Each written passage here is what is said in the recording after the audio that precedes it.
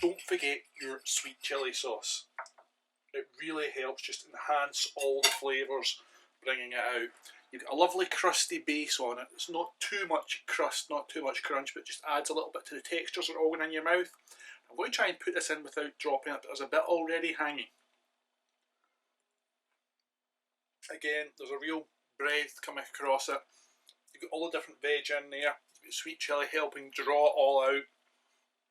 You get a lot of softness throughout with the garam base, or the garam flour base. It's just yummy. So give it a go. Let me know if you make it. And thanks for watching. Stay safe, folks. All the best.